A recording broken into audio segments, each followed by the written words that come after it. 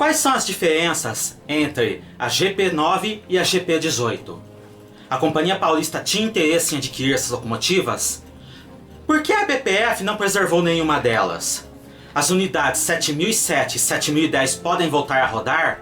Vamos para mais um Ferro Respostas.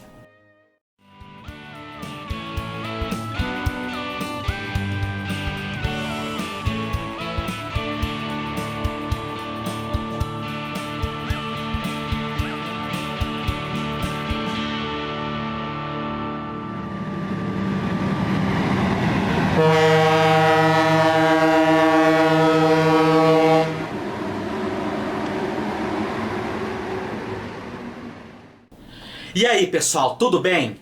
Antes de mais nada, considere se inscrever no canal se ainda não é inscrito, ative o sininho das notificações e deixe seu like, pois isso fortalece bastante nossas atividades. Hoje nós vamos para mais uma edição do Ferro Respostas, onde eu respondo as dúvidas deixadas por nossos amigos e inscritos no episódio anterior. E como de praxe, nós vamos começar pelas retratações. Afinal, eu também erro. No episódio anterior, o Luiz Fernando Fázio havia comentado que, no início da década de 1970, havia uma locomotiva 262T da antiga Estrada de Ferro Sorocabana operando como manobreira no pátio de Itapetininga, já na época da FEPASA. Eu disse como resposta que, como não havia provas, seja fossem fotográficas, fossem relatórios de que tal locomotiva havia operado naquela época, isso ficava em nível de causos. No entanto, depois que eu havia já editado o vídeo e inclusive publicado, eu encontrei esta foto do Ivanir Barbosa, que está aparecendo na tela agora, mostrando a referida locomotiva número 4 em operação no pátio de Itapetininga e, segundo a legenda original, em 1975. Então sim, o Luiz Fernando Fázio tinha razão.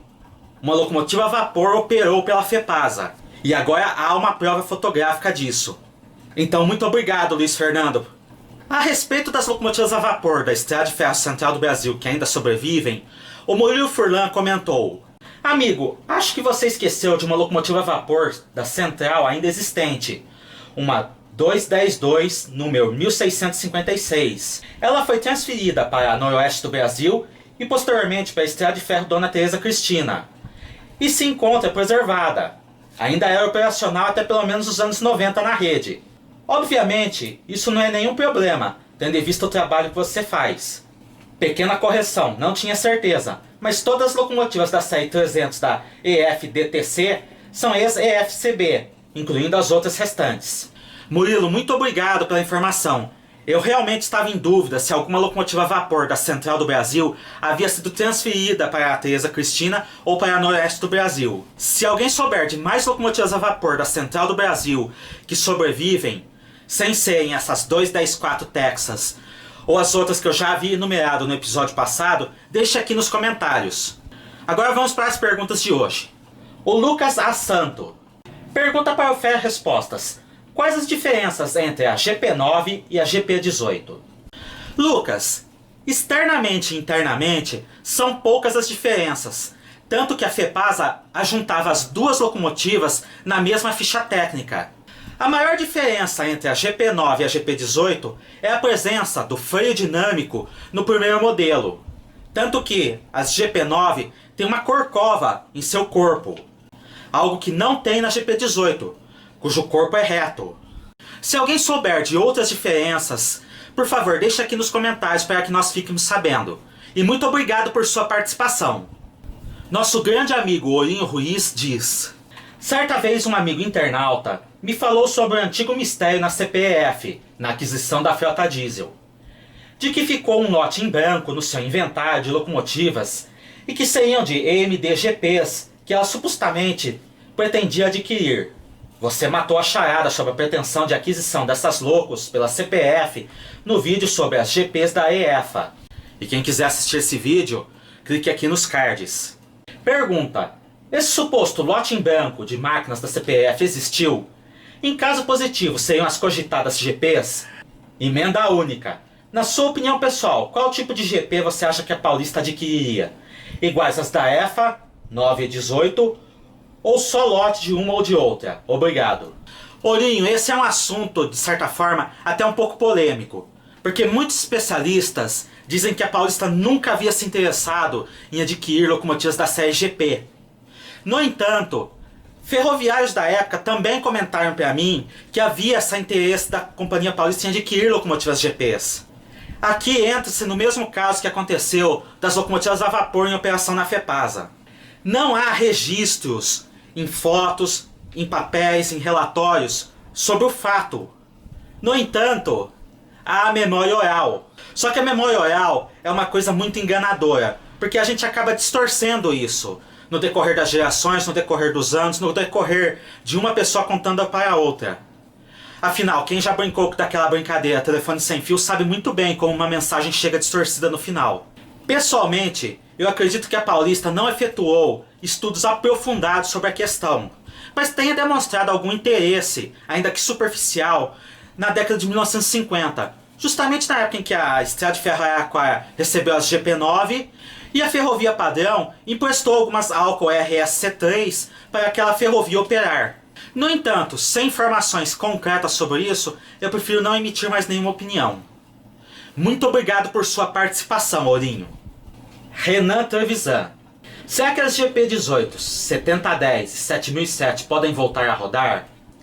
E a G12 7054 também poderá voltar a rodar?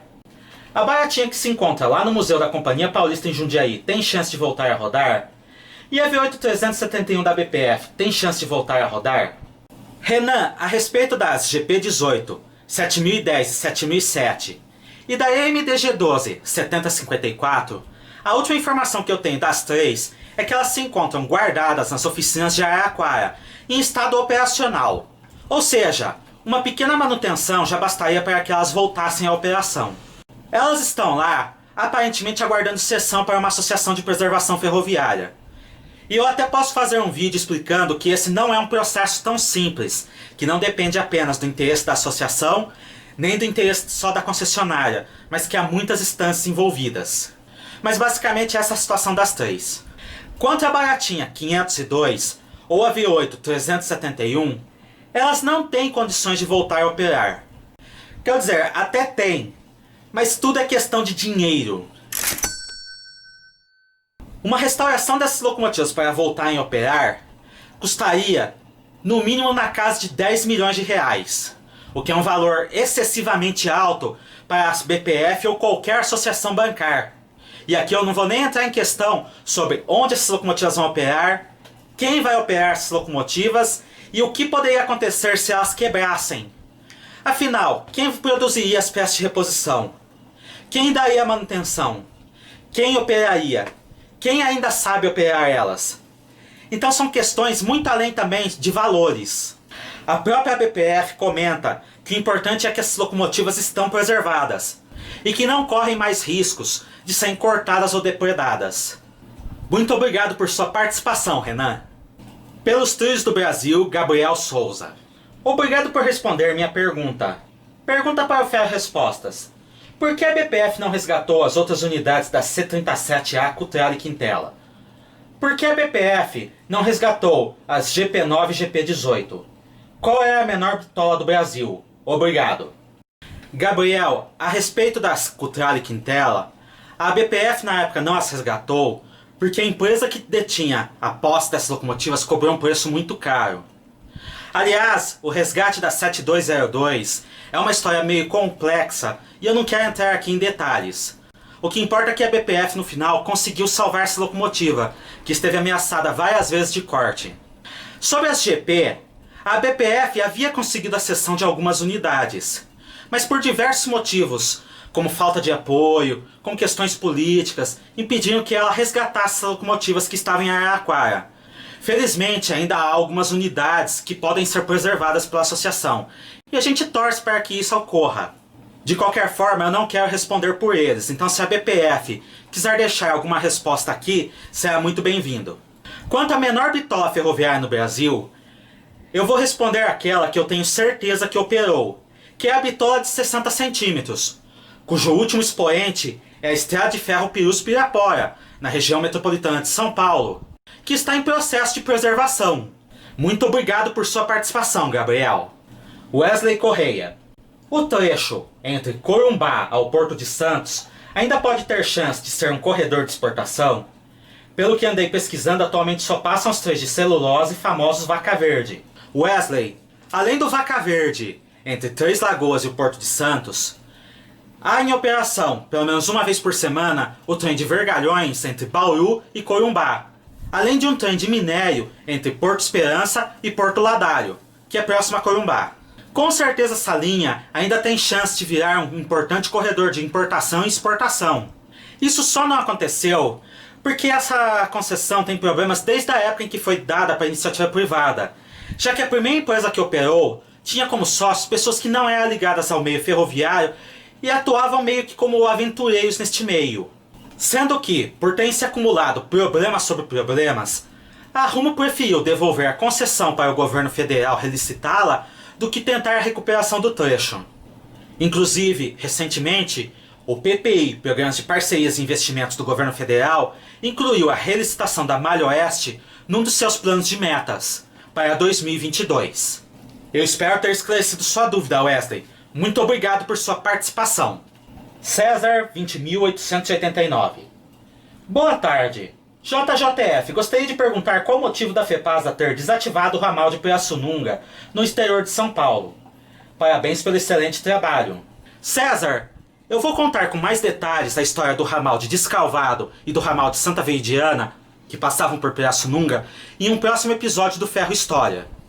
Mas basicamente a FEPASA desativou essa linha porque já havia um tráfego decadente de passageiros e de cargas, não justificando mais sua operação, principalmente devido à inauguração da via Anhanguera e até mesmo da via Bandeirantes, que tirou muitas cargas e muitos passageiros deste ramal. Muito obrigado por sua participação. Ademilson Araújo.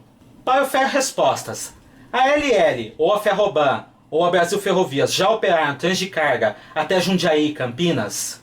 Ademilson, eu não tenho informações a respeito. Eu acredito que a Ferroban deva ter operado alguns trens na época que ela assumiu, mas este era um trecho que já não era mais do interesse da Ferroban em operar no decorrer de 2001. Até porque todas as cargas oriundas de Mato Grosso do Sul já desciam via Marinque Santos e não mais via Cremalheira da MRS. Muito obrigado por sua participação. Carlos Alberto Manuel. Boa noite. Dúvidas? A Rumo tem operação entre Ourinhos e Maringá e Sorocaba Ponta Grossa em direção ao corredor de exportação? Obrigado. Carlos, a Rumo possui operações entre Ourinho e Maringá, mas ela não possui operações entre Sorocaba e Ponta Grossa, nem em direção ao corredor de exportação em São Paulo, nem em direção à linha Ponta Grossa-Curitiba-Paranaguá e no Paraná. Muito obrigado por sua participação. Brasil e Ferrovias. Oi, você sabe por que as locomotivas elétricas faziam a troca para diesel em Araraquara? E você sabe sobre a V8 e as GP em Araraquara? Havia troca de locomotivas em Araraquara porque ali era um ponto final da eletrificação da Companhia Paulista. Tudo bem que a eletrificação se estendia até Rincão, mas para os trens que seguiam pela Estrada de Ferro Araraquara, ali era o ponto final. E locomotivas elétricas não podem seguir para além em trechos que não têm eletrificação. Sendo assim, havia a troca de locomotivas. Quanto às GP e a V8 em Araraquara, as que sobrevivem são porque foram cedidas para o Museu Ferroviário da cidade ou vendidas para particulares, e ainda necessitam ser retiradas pelos proprietários. Muito obrigado por sua participação. Antônio Pereira da Silva. Por que as locomotivas elétricas não chegaram em Duartina? Obrigado, fico no aguardo. Antônio, a Companhia Paulista tinha o projeto de levar sua eletrificação até Tupã e Marília. No entanto, com o surgimento das locomotivas diesel-elétricas, a eletrificação, que era bem vantajosa em relação às locomotivas a vapor, não era tão vantajosa em relação às locomotivas diesel-elétricas. Sendo assim, a Companhia Paulista decidiu postergar a expansão da eletrificação de Cabralha Paulista até Garça, que era o primeiro ponto que ela deveria atingir. E posteriormente, tal projeto acabou sendo cancelado definitivamente, inclusive devido à existência do projeto de construção da nova linha entre Bauru e Garça. Muito obrigado por sua participação, Antônio. O Marco Antônio comenta: o tender que está na 412 Jiboia, número 193 da CP, Parece o da American 440 número 22, também da CP. Marco Antônio, não é que se parece, se trata do mesmo tender. A jiboia 193 perdeu seu tender original no decorrer da década de 60, enquanto ela ficou abandonada em Jundiaí. Já a 122, seu tender foi colocado na linha da morte junto com a jiboia. E quando essa locomotiva foi enviada para Sumaré, o tender da 122 foi enviado junto. E quando a jiboia acabou sendo resgatada e preservada, esse tender acabou indo junto. Quanto à locomotiva 122, aparentemente ela foi levada para a Mairink e hoje sua caldeira se encontra desmontada em um canto da oficina, embora não dá para se ter certeza que é a mesma locomotiva. Muito obrigado por sua participação. Rosane. Oi, Jonatas. Por favor, onde posso me informar sobre os nomes das locomotivas?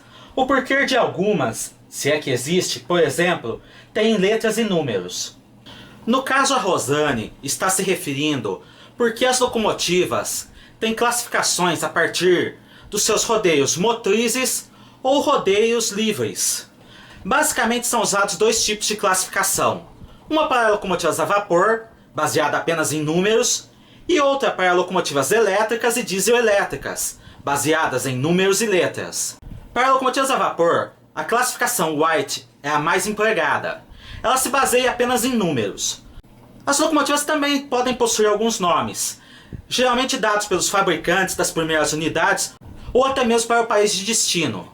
Sendo assim, uma locomotiva 460 quer dizer que ela possui 4 rodas em 2 eixos sem motorização, 6 rodas em 3 eixos motrizes, ou seja, que impulsionam a locomotiva, e nenhuma roda para balanceamento de peso sob a cabine. E no caso da 460, ela tem o nome Teluel, justamente porque ela possui 10 rodas. Uma locomotiva a vapor Pacific 462 tem 4 rodas livres no truque guia, em 2 eixos, 6 rodas motrizes em 3 eixos, e 2 rodas de balanceamento embaixo da cabine, em um único eixo. E ela tem o nome Pacific, pois na época as ferrovias norte-americanas haviam começado a sua expansão em direção ao Oceano Pacífico. Já nas locomotivas elétricas e diesel, são utilizados números e letras. Os números geralmente são usados para classificar os eixos livres, ou seja, que não movimentam as locomotivas, mas estão ali apenas para a distribuição de peso. Já os truques representados por letras são os truques motrizes, aqueles que impulsionam a locomotiva. Sendo assim, a V8 é classificada como 2C mais C2, ou seja, um truque guia com 2 eixos livres, mais um truque com 3 eixos motrizes, mais outro truque com 3 eixos motrizes, mais um truque guia com 2 eixos livres. Já uma locomotiva como a Alco PA2 é classificada como A1A mais A1A. Ou seja, em cada truque ela tem um eixo motorizado, um eixo livre e outro eixo motorizado. Numa G12, BB, porque ela possui 2 truques com 2 eixos motorizados, independente um do outro. Se vocês tiverem interesse, eu posso fazer um vídeo mais detalhado a respeito da classificação dos tipos de locomotivas. Eu espero ter esclarecido sua dúvida, Rosane. Muito obrigado por sua participação. E essas foram as perguntas de hoje. Eu não sei quando irá ao ar o próximo Ferro Respostas, mas deixem aqui suas dúvidas para que eu possa responder no próximo episódio. Lembrando, eu vou estar selecionando as perguntas que fazem mais sentido e eu não vou estar respondendo ofensas ou perguntas que eu considere que não fazem sentido para o canal. Eu quero desejar a todos um Feliz Natal e um próspero Ano Novo. Cliquem no gostei, se inscrevam no canal e ativem as notificações para fortalecerem nossas atividades e vocês não perderem nenhum novo vídeo. Até a próxima!